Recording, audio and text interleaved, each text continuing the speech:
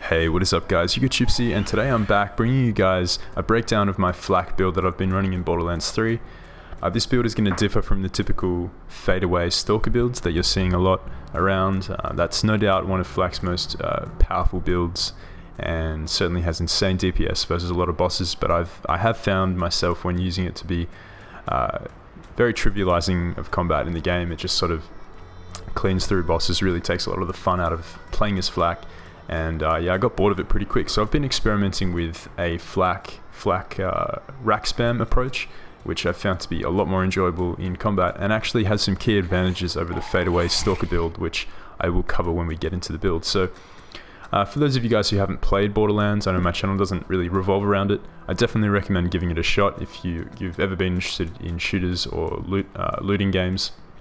It's really a great combination of both. I've had a lot of mates who've started playing it and have just really enjoyed it, so yeah, definitely give it a crack. But I've been playing this game for about 2 weeks straight and I'm just loving it, so I'll be playing it for years to come. So yeah, definitely stick around if you don't know anything about Borderlands, and if you do, I hope you enjoy this build. So we're going to jump into what really makes this build different from the usual stalker fadeaway build that Flak tends to run. So first up, we're going to jump into the skill tree, and we're actually going to start in the stalker tree, where I'm going to go over the investment that I have in this tree, because although I'm not invested in fadeaway, I do have a fair bit of skills in this tree which do end up really benefiting the build. So starting off, we have self-repairing system. So a big part of this build is going to be centered around remaining in combat, in the midst of combat, sending out racks, and really just tanking out damage. So self-repairing system is pretty important in that, just getting that health stack, that initial 30% boost to health, and having constant regen,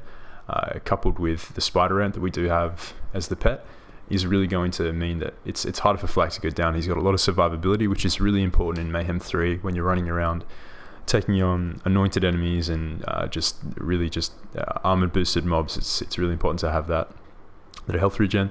Then we have Furious Attack. Now Furious Attack is going to constantly be procced. It's a hunter skill, so that's going to have a lot of synergy with some other skills that we are running down the track, but there's really no reason not to invest in this. Increased handling and gun damage, you're going to be stacking this up to 10. It's pretty much always going to be at 10 because you're constantly going to be sending out racks, and which doesn't necessarily proc this, but that's going to be giving you a lot of freedom to just shoot constantly at enemies, because you're going to be getting all the health regen from that, which I will jump into soon. But yeah, Furious Attack, fantastic ability. When you've stacked 10, you're going to have a 20% gun damage increase, and you're going to have a lot of handling, big handling boost, 48% handling at 10 stacks, which is pretty huge. So very important to have. It provides a really nice gun bonus, and it's really easy to stack that up. It's essentially always going to be at 10 stacks if you're fighting a large dense mob, which is what you're going to really find at Mayhem 3. So then we have Eager to Impress, kill skill. Action skill cooldown time is really big for this build. The more cooldown time, the better. You want to just be sending out racks and racks and racks, so being able to reduce that cooldown with constant kills is huge. So next up, I've invested 1 point into all my BFFs. This was intended to keep my pet around as long as possible. I found that in Mayhem 3, my pet does die a lot. With the fadeaway stalker build, it just has no longevity.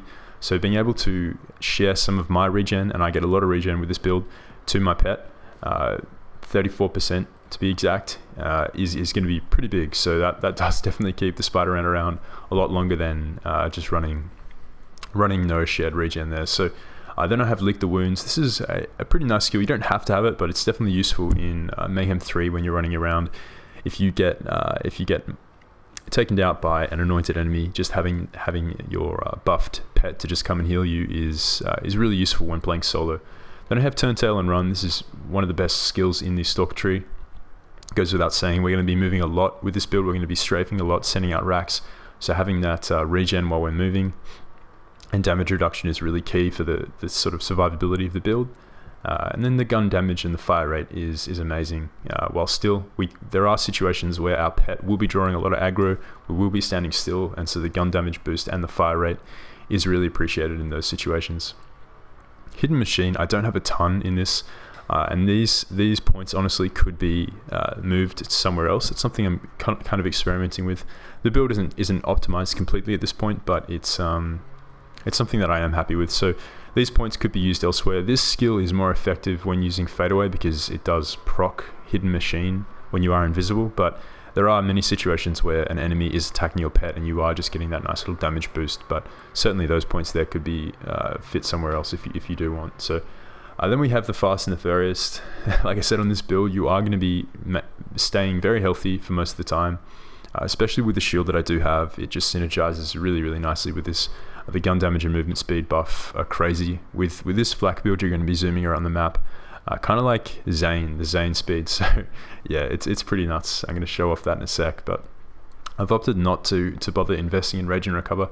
I don't really need that extra health regen because firstly it's missing health, it's not max health, and secondly we gain adequate regen anyway with the skills that we do have. So this does let me spec down into the power inside, and again, like I said, we are going to be staying at full health for a lot of mobbing situations unless you get overrun. So having 50% increase in damage is massive, and 25% if you do get damaged. But we're going to be regenerating health at such a quick rate that most of the time you're going to be rocking 50% extra damage from the power inside. So that is the Stalker tree. All these are pretty self-explanatory. They just pretty much optimize Flak's damage output whilst mobbing and give him and his pet some really useful regen. But the real interesting stuff, the real interesting sort of aspect of this skill is more so the hunter skills. And we're going to get into the first one here, which is Interplanetary Stalker. Now, this is boosted considerably 3 points by the class mod that I do have, and that actually makes a big difference. So you're going to see here, every time Flak kills an enemy, we gain a stack of Interplanetary Stalker. For each stack, they gain bonuses to all damage dealt. So we get a 16% damage boost per stack. And then we also get a unique stacking bonus depending on what type of enemy we kill. So in most situations, like I'm here on Athena, you're going to be fighting a lot of humans, so you're going to get a 24% action skill damage stack increase per stack. Now we can stack each of these bonuses up to 3 times. So that's going to be a 72% action skill damage. That's going to be boosting the power of Rakk's 72%, which is massive. On Mayhem 3, these guys are still shredding through human enemies, flesh enemies, just stand no chance against these guys, and you're constantly proccing Flak Attack, the Rakk Attack from Flak, so it's pretty amazing how effective the Rakks can become. Obviously the damage stacking is huge. Stacking that damage, again, just adding to the DPS of this build is really useful. Once you start going, it's like a domino effect. It just gets more and more powerful the more enemies you clear in a mob. So then we have Leave No Trace, pretty stock standard ability in most Flak builds, but with the weapons that I do have equipped, you are going to be critting a lot. Getting headshots is quite easy with a lot of the assault rifles, and the way the assault rifles work in this game, the recoil on them is minuscule. So yeah, getting crits is really nice. I'm not sure, I still have to test to see if Flak's Rakks can actually score crits. I think I have seen critical hit notifiers pop up when they have been swooping flesh enemies, but I'll have to test more on that. But either way, having that 36% chance to add ammo to a magazine just improves DPS a huge amount. My class mod actually invests a point into this Hunter's Eye skill here. I don't really like it that much. I don't really tend to invest in it all that much when I'm playing, but having the extra damage there versus armor and crit and damage reduction depending on what you're fighting is useful in a way, but it's not really noticeable. Could definitely go without. It's not a big deal if your class mod doesn't have a point in that skill. Then we have head count. So whenever we score a critical hit, there is a chance that our action skill cooldown is reduced. So that's a 30% chance to get less minus 2 seconds off your action skill cooldown. And this is pretty big because a lot of the weapons we are firing have large magazines, big fire rates. You're going to be reducing that cooldown to insanely low amounts, not to mention the other gear that we have equipped. So yeah, like I said, we're just going to be spamming Rakks. This build is focused around spamming as many Rakks as possible, and yeah, head count just really helps with that. Then we have Two Fang. Two Fang here is just more DPS, 25% chance for an extra projectile, and this is big. This is a really big improvement in my opinion over the Borderlands 2 Two Fang. With the extra shot, the extra projectile chance doesn't actually remove a bullet out of your mag, so that's just more DPS, and you can potentially chain if you get lucky enough with Two Fang there. So here we have Big Game. Now Big Game is boosted by my class mod. It's going to give our hunter skills 100% duration, time duration, which is huge. This is massive. This affects interplanetary stalker. It affects the furious attack here, so that's big DPS buffs, and we have eager to impress as well, so this is more cooldown buffs. It also increases the effect by 30%, which is big, so you're now going to be getting more DPS, more cooldown time. It's just a no-brainer on this kind of hunter build. And then we have the most dangerous game. This is insane. This combined with big game is really bears fruit on this build. So every time we kill badass, a stronger enemy, we're going to increase our crit damage, gun damage, and handling for a long time. Gun damage improves by 25%, crit damage by 10, and our handling by 33. The duration is 120%. This is going to be doubled with the effects of big game. It's going to double the duration, so it's actually going to last for 4 minutes, and it's going to improve the effectiveness of the skills by 30%. So instead of a 25% chance, it's going to be 25 boosted by another 30% of 25%. So that's going to be a nice little bonus there. This sticks around for ages. So mobbing, you're going to be clearing mobs before this expires pretty much all the time, unless you're versing anointed militants on Eden 6, which I think need a nerf personally, but yeah, amazing synergy between these two abilities. And the last point we have here into Galactic Shadow, like I mentioned, you could probably move the 2 points here from the hidden machine over here into the hunter tree, perhaps putting them into Grim Harvest to get even more action skill damage off on the racks. Could definitely be useful, and I may sort of experiment with that. I may even put some more points into big game to increase, because I had my class mod actually buffing that up. I can invest a few more points in there, but that is going to be the skill distribution here. Again, not completely optimized. I may make some changes, but for the moment, it's been fantastic. So we're going to move on to the equipment, and loadout doesn't really matter. Flak can make a lot of stuff work effectively, in my experience. The weapons that I have enjoyed mobbing with, in particular, are so the Crossroad, fantastic for stripping shields. A really solid SMG. I've only actually recently dropped it, so I'm still testing it out, but from what I have heard and from what I've used, it's a fantastic SMG, definitely one of the best in the game. But one that I'm more experienced with using is the Nighthawk in here.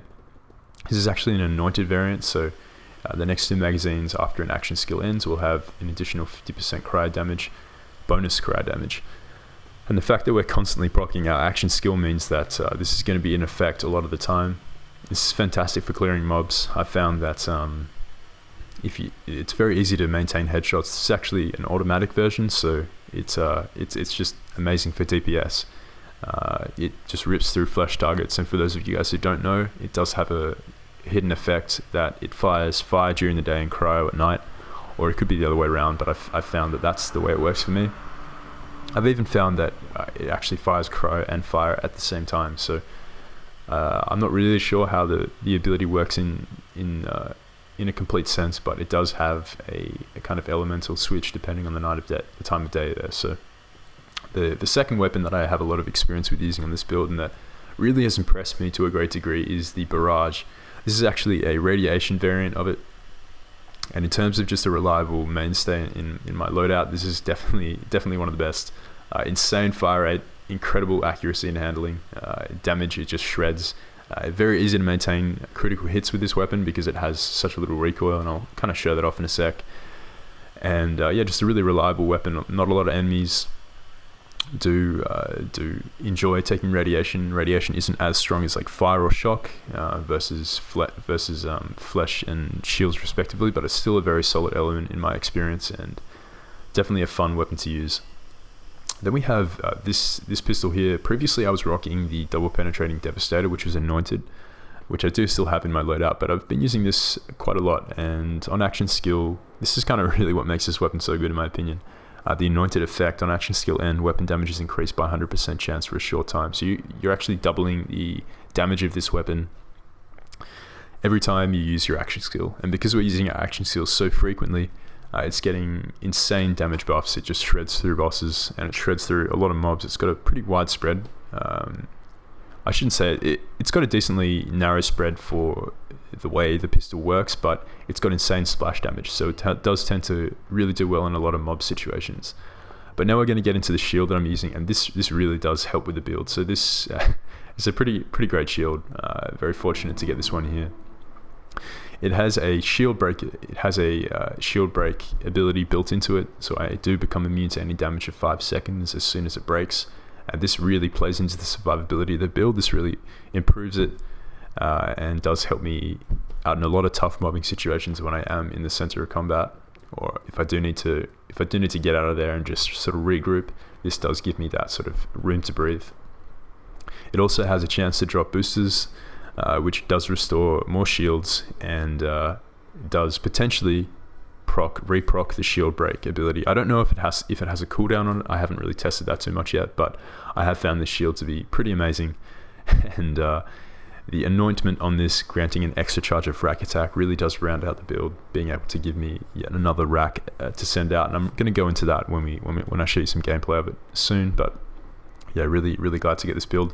I do have the Transformer 2, which is a shield that I've heard a lot of good things about from a guy called Dirch, but is something that I'm really yet to try out. I haven't really deviated a ton from this. It does have the cryo resistance on it as well there, which is pretty nice, because getting hit with cryo in a mobbing situation is probably the worst element that I've found to be affected by, just because it slows you down, and this build really enjoys being able to move quickly. So having that slight resistance to cryo there is helpful.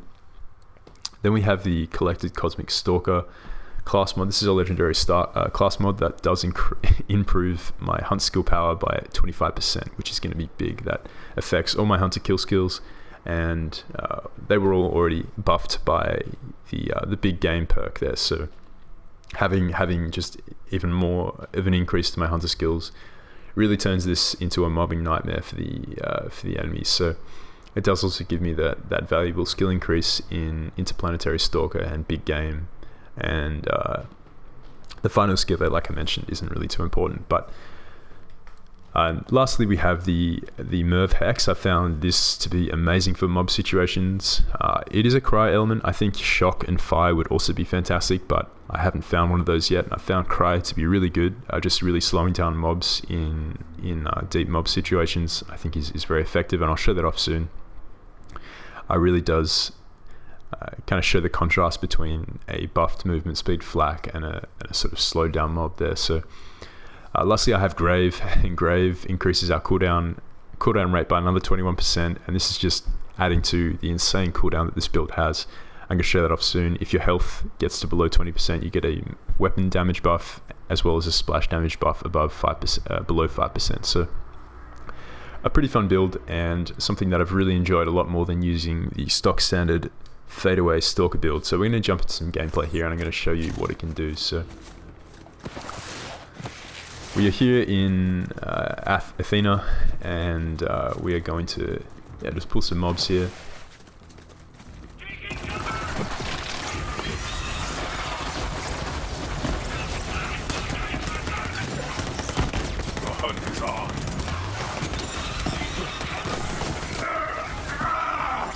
Pocket rats.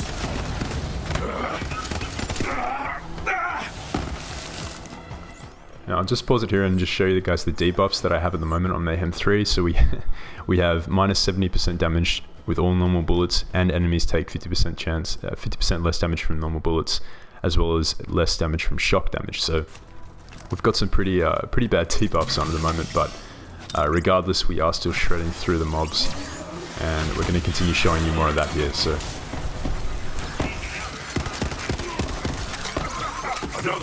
More.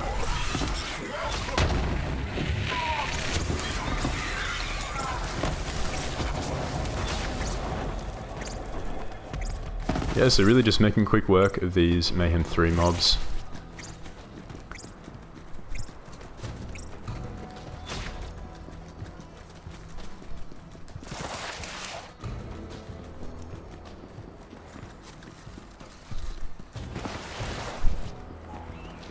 Eat the tendons first. It's good for your beak.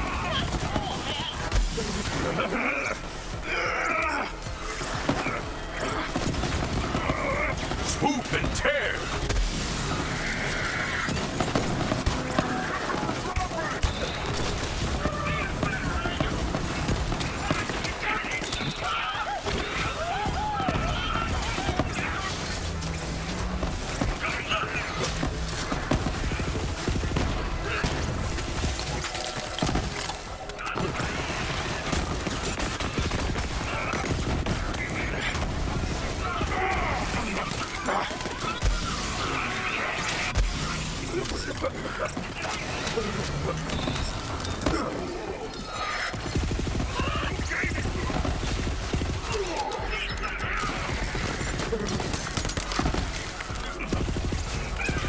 hunt.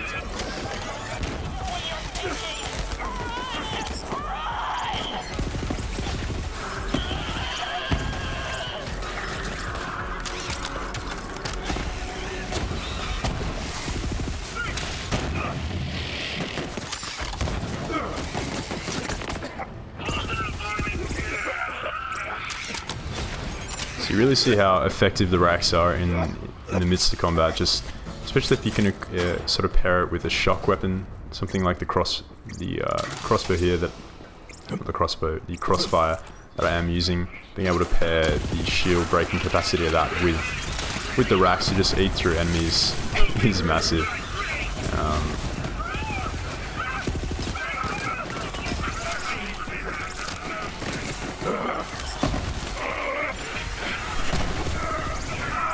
Distract them.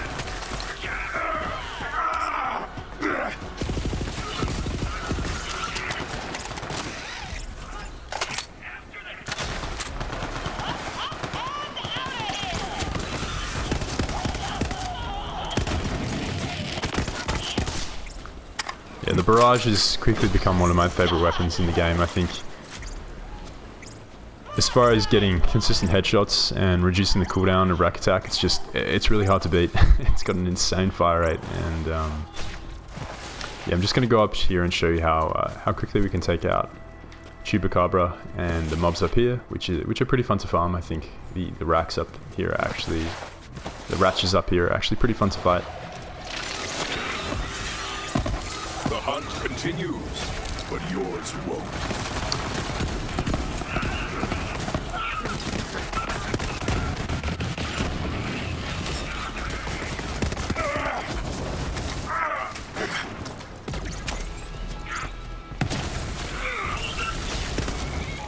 Yeah, so Rakk Attack is insane. I think it's a lot of fun. I really enjoy this playstyle a lot more than playing with Fadeaway. I actually killed Tuba here and I haven't reloaded yet, so you guys get the idea though. This build is a ton of fun to use and can definitely do well against a lot of the mobs and bosses in the game. So hope you guys enjoyed. Drop a like if you did, and let me know what you guys thought of my my Rakk Borderlands 3 build video. If you'd like to see more of these, let me know in the comments. Definitely am keen to do more of these if you guys want to see. And yeah, I'll catch you next time.